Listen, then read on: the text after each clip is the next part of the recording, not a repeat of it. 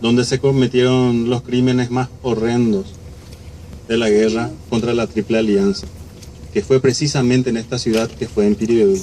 Estoy acompañado por el profesor Marcos, quien es de Piribebuy, que en forma voluntaria, agradezco su ayuda, viene a acompañarnos, primeramente para estar en esto que fue un hospital de sangre durante la guerra del 70, para posteriormente venir nuevamente al museo de la ciudad de Piribebuy. Me tomé el atrevimiento de traer unas páginas de gloria de Juan Oleari respecto a lo que sucedió en este lugar. Una de las cosas que nosotros tenemos que reclamar como nación fue justamente el crimen que se cometió en Piribebuy. Son crímenes de lesa humanidad que no tienen una fecha de reclamar. Si yo no puedo reclamar, mi hijo que está conmigo, que tiene 9 años, el día de mañana puede reclamar en una corte internacional. Acá tapiaron un hospital donde estaban heridos, donde estaban niños, donde estaban ancianos. Los encerraron y los mataron ahí, calcinándolos. Yo les sugiero que apaguen los celulares, que dejen de comer, porque como les dije, nuevamente es un lugar donde muchísimos paraguayos perdieron su vida por defender nuestra nación. Entonces, a renglón seguido, me gustaría leerles un poco lo que pasó desde las páginas de Oleari, y luego acá el profesor Marcos les va a explicar a ustedes, con su conocimiento y con la experiencia que tiene como lugareño del lugar, también para que tengamos más conocimiento acerca de Piribebuy, que fue la tercera capital de la República del Paraguay durante la guerra del 70. Era un 12 de agosto de 1869. Desde el amanecer tronaba el cañón. Piribebuy ardía por los 4 costados bajo el terrible bombardeo de los aliados. El conde de Eu estaba furioso ante la resistencia de la plaza sitiada y ante las pérdidas que habían sufrido. ¿Qué hacer para forzar las trincheras paraguayas y llevarles una carga a fondo? En realidad, aquella resistencia de los paraguayos era ya inexplicable. En el extenso perímetro de nuestras posiciones no contábamos sino con 1.600 hombres, apenas 12 cañones de bronce y un obús, y el enemigo nos atacaba por todos lados. Pero las horas pasaban sin que los asaltantes notasen que declinara la resistencia de Piribebuy. Piribebuy se mantenía. El príncipe imperial conde de Eu estaba furioso. Se trataba nada menos de su debut guerrero en el Paraguay. Estaba jugando la corona del Brasil. Un fracaso podría serle de funestas consecuencias. Tenía que triunfar. No podía dudar del éxito. Le acompañaban los 2 generales más valientes del imperio brasileño, Osorio y Mena Barreto. Sus tropas eran 10 veces superiores en números a las del Paraguay, y eran tropas escogidas, tropas veteranas, acostumbradas a hacer frente al heroísmo paraguayo. Lo curioso era que la realidad desmentía todos sus cálculos.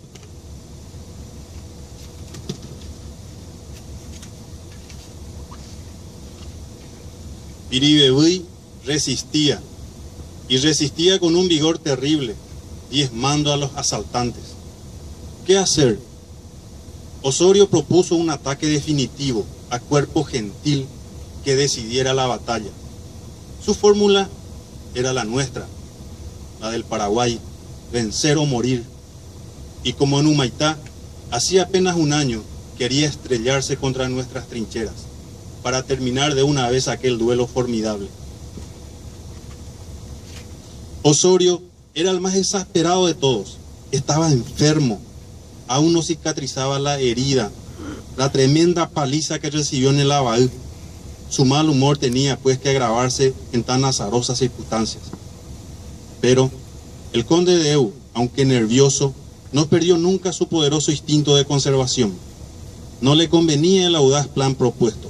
Sobre todo no olvidaba el mal rato que pasó Caxias por el desastre de Osorio en Humaitá.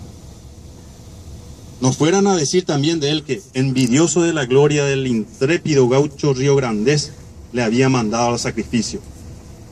No había que jugar con los paraguayos. Tenían ya 5 años de experiencia a este respecto.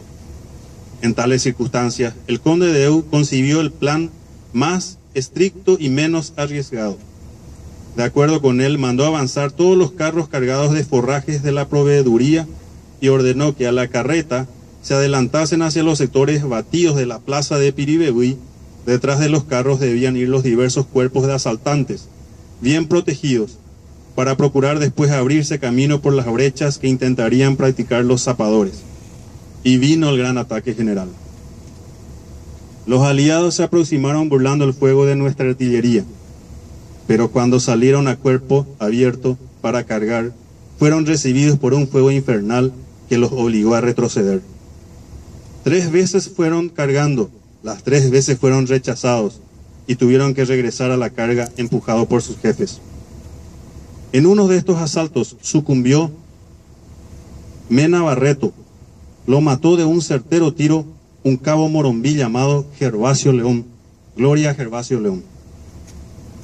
En este momento, Osorio pasó sobre su cadáver y llegó hasta nuestras trincheras. En este momento nuestra situación era desesperante dentro de Piribebuy. Ya no teníamos proyectiles y nuestras tropas estaban fuera de combate.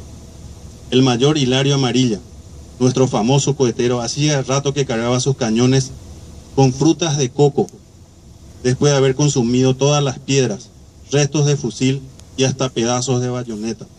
De hecho, el fusilero Gervasio León preparó su propio proyectil de los restos de una olla de hierro que tenía para darle muerte a Mena Barreto.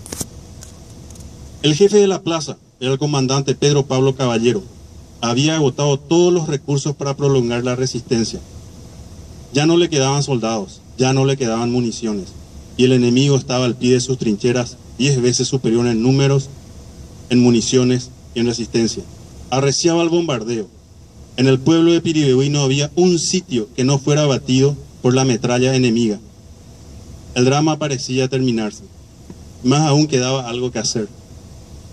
Todos habían muerto, sucumbido o estaban aplastados por la fatiga.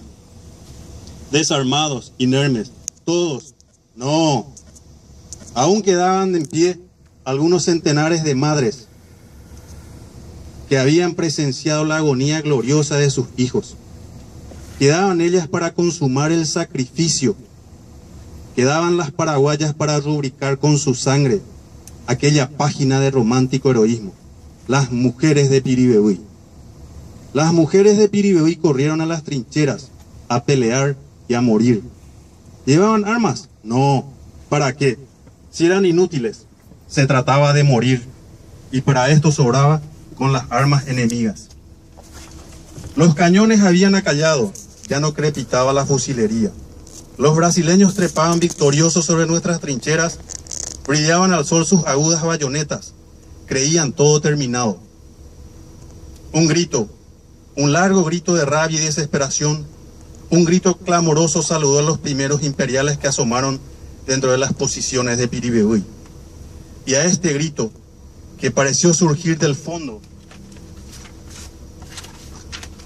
de la tierra, surgió una descarga de botellas vacías y una nube de arena que cegó a los asaltantes. ¿Saben quiénes eran? Eran las mujeres de Piribebuy, acurrucadas en el foso de las trincheras, confundidas entre los muertos, no habían sido advertidas por el enemigo, y ahora se alzaban para tratar de caer al lado de los que habían amado en su vida, para acompañarles, a los maridos, a los hijos, a los novios, para acompañarles también en la postrera jornada de lo desconocido. Armadas de botellas vacías, de pedazos de vidrio, de sus uñas, de sus dientes, se abalanzaron sobre los enemigos. Y las botellas se rompían en los negros cráneos, y en los vidrios ragaban las mejillas, y los dientes arrancaban pedazos de carne y las uñas hacían saltar los ojos. Los soldados de 3 naciones, la Argentina, el Brasil y el Uruguay, los soldados hartos de la Triple Alianza, no sabían cómo librarse de la furia de aquellas escuálidas mujeres. Sus bayonetas y sus espadas eran impotentes en medio de semejantes enemigos, las mujeres de Piribebuy. Aturdidos por la arena que les arrojaban en la cara, daban golpes de ciego, mientras las heroínas de Piribebuy empurpuraban sus manos, tratando de vengar a los que allí mismo habían caído, a los que parecían seguir los episodios de aquella lucha, tendidos en el suelo, en la actitud airada en que los sorprendió la muerte, abiertos los ojos, todavía iracundos y crispadas las manos por la desesperación. Escena de Zaragoza, exclama el historiador brasileño, que no puede menos que sentir la épica belleza de este cuadro. Sí, escena fue aquella digna de figurar al lado de las más estupendas de la historia. Escena que quizás ni siquiera se vio en Zaragoza, ni en ninguna otra parte, en ningún otro tiempo, jamás. El conde de Eu lo anota en su diario de campaña, esto sí, fríamente, como era de esperar de aquel monstruo de crueldad. ¿Cómo terminó aquel duelo entre hombres que parecían mujeres y mujeres que parecían hombres? Cuando digo hombres que parecían mujeres, me refiero a los aliados. Las heroínas de Piribebuy fueron casi todas exterminadas. Las que sobrevivieron fueron llevadas ante el Serenísimo Príncipe para presenciar después el sacrificio de sus compañeros, el degüello de sus esposos, de sus hijos, de sus hermanos, heridos. Incendiaron el hospital repleto de enfermos. La mujer del comandante Caballero fue obligada a contemplar el martirio de su esposo, quien, no queriendo rendirse, fue atado de pies y manos a las ruedas de 2 cañones, suspendido así en el aire y luego degollado. Y esta sí que fue una escena que no se vio ni en Zaragoza, digna de los tiempos de barbarie en que los rudos conquistadores hacían algo parecido con el infortunado Tupac Amaru.